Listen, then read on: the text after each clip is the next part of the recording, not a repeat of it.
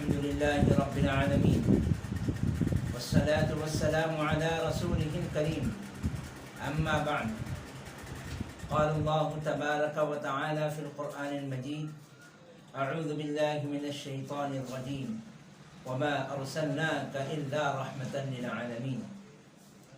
اے نبی، ہم نے تو تم کو دنیا والوں کے لیے رحمت بنا کر بھیجا ہے. اللہ تبارک و تعالی نے اپنا تعارف رب العالمین کی حیثیت سے کرایا ہے.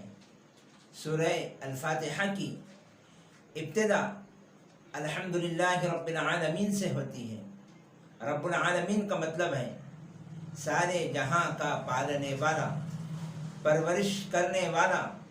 اللہ تعالی نے اپنے آخری رسول محمد صلی اللہ علیہ وسلم کا تعارف رحمت للعالمین سے کرایا ہے، یعنی سارے جہاں کے لیے رحمت. جس طرح اللہ کو پہچاننے اور اس کی رضا تک پہنچنے کے لیے رسول کا اتباع ضروری ہے، اسی طرح اللہ کی ربوبیت حاصل کرنے کے لیے رسول صلی اللہ علیہ وسلم کی رحمت کا ہونا ضروری ہے. اگر باغ میں پودے لگا دیے جائیں اور ان کو سیراب نہ کیا جائے، کھیت میں بیج بو دیے جائیں اور ان کو پانی نہ دیا جائے تو پودا پنپ نہ سکے گا، سوکھ جائے گا. اسی طرح اللہ تعالیٰ کی ربوبیت کا فائدہ انسان رسول کے رحمت کے بغیر نہیں اٹھا سکتا. زمین جب پیاسی ہوتی ہے تو اللہ بارش بھیج دیتا ہے. اسی طرح انسان کی روح جب ہدایت کی پیاسی ہوتی ہے تو اللہ اپنے رسول کو رحمت بنا کر بھیج دیتا ہے. یہ تو سارے ہی رسول اللہ کے رحمت کے پیامبر بن کر آئے ہیں، مگر آخری رسول محمد صلی اللہ علیہ وسلم سراپا رحمت للعالمین بن کر تشریف لائے، اور صرف انسانوں کے لیے نہیں بلکہ جنوں، حیوانوں اور تمام مخلوق کے لیے رحمت بن کر آئے. چنانچہ دنیا جانتی ہے کہ رسول کریم صلی اللہ علیہ وسلم کی زندگی کا ہر عمل انسانی معاشرے کی ہدایت کے ساتھ رحمت نسانی کا بھی سامان کرتا ہے. دنیا میں جتنے جلیل القدر انبیاء گزرے ہیں، انہوں نے اللہ کی دین کی طرف انسانوں کو بلایا. جن قوموں نے اپنے نبی کو جھٹلایا، ان کو ستایا اور ان کی دعوت کو ٹھکرایا تو ان کے رسولوں نے ان کے لیے بددعا کی. اللہ نے ان کی بددعا قبول کرتے ہوئے ان قوموں کو ہلاک اور برباد کر دیا. نوح علیہ السلام کی قوم نے جب ان کو جھٹلایا اور ستایا تو حضرت نوح علیہ السلام نے اس طرح بددعا دی: قال نوح رب لا تذر على الارض من الكافرين ديارا انك ان تذرهم يضلوا عبادك ولا يلدوا الا فاجرا كفارا. نوح علیہ السلام نے کہا، میرے رب ان کافروں میں سے کوئی زمین پر بسنے والا نہ چھوڑ. اگر تو نے ان کو چھوڑ دیا تو یہ تیرے بندوں کو گمراہ کریں گے، اور ان کی نسل سے جو بھی پیدا ہوگا بدکار اور سخت کافر ہی ہوگا. اسی طرح حضرت لوط، حضرت ہود، حضرت صالح اور حضرت موسیٰ علیہ السلام نے اپنے قوم کی گمراہی اور ڈھٹائی پر بددعا کی اور قومیں ہلاک ہوئی. نبی کو یہ حق حاصل ہے کہ قوم مخالفت کرے تو نبی بددعا کرے. حضرت موسیٰ علیہ السلام نے فرعون اور اس کی قوم کے خلاف جو بددعا کی اس کی تفصیل قرآن مجید میں موجود ہے. وقال موسى ربنا إنك آتيت فرعون وملأه زينة وأموالا في الحياة الدنيا ربنا ليضلوا عن سبيلك ربنا اطمس على أموالهم واشدد على قلوبهم فلا يؤمنوا حتى يروا العذاب الأليم. موسیٰ علیہ السلام نے دعا کی، اے ہمارے رب، تو نے فرعون اور اس کے سرداروں کو دنیا کی زندگی میں زینت اور اموال سے نواز رکھا ہے. اے رب، کیا یہ اس لیے ہے کہ وہ لوگوں کو تیرے راہ سے بھٹکائیں؟ اے رب، ان کے مال غارت کر دے اور ان کے دلوں پر ایسی مہر کر دے کہ ایمان نہ لائیں جب تک دردناک عذاب نہ دیکھ لیں. اللہ تعالیٰ نے ان کی دعا قبول کی اور فرعون اپنے لشکر کے ساتھ ڈوب مرا. نبی اپنے معاشرے کے لیے رحمت ہوتے ہیں.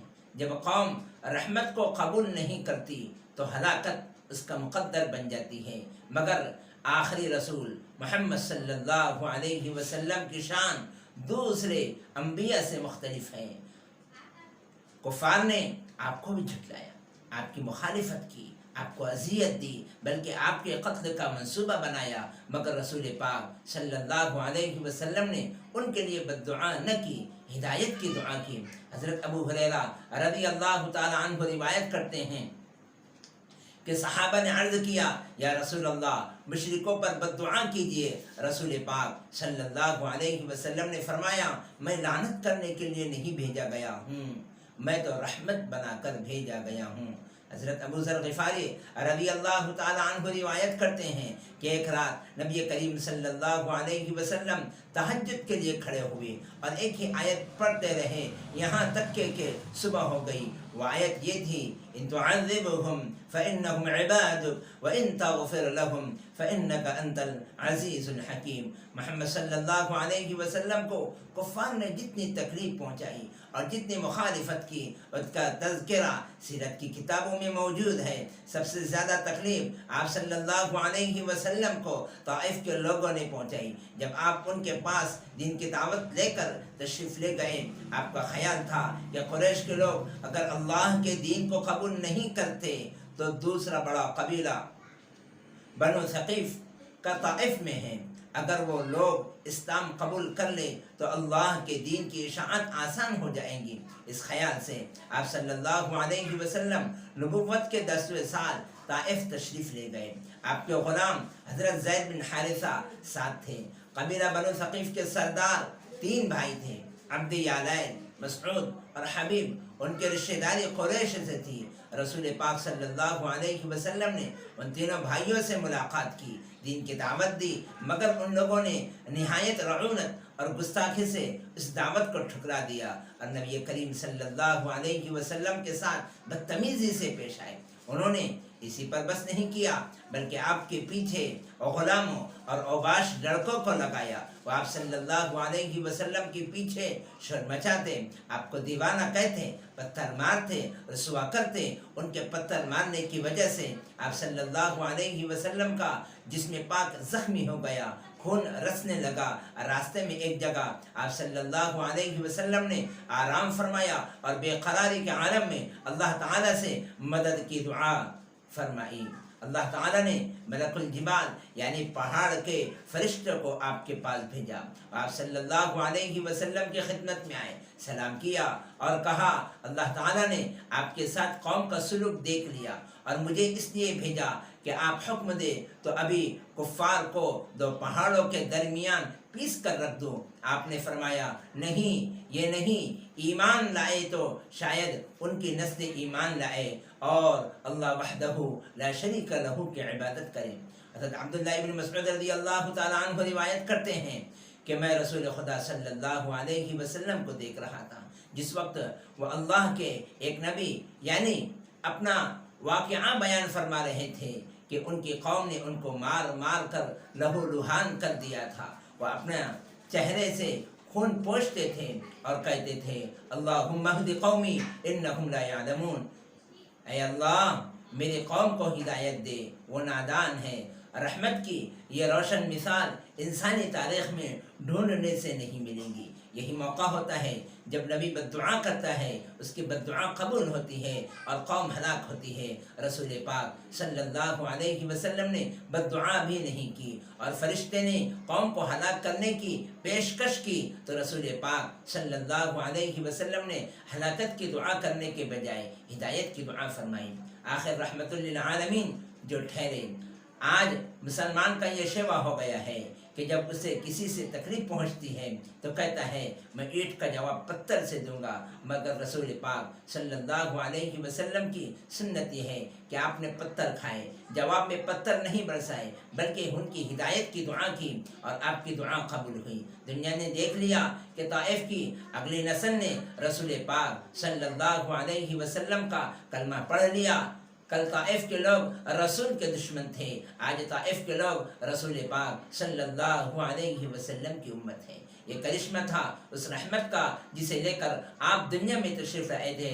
رسول پاک صلی اللہ علیہ وسلم کی زندگی سراپا رحمت تھی۔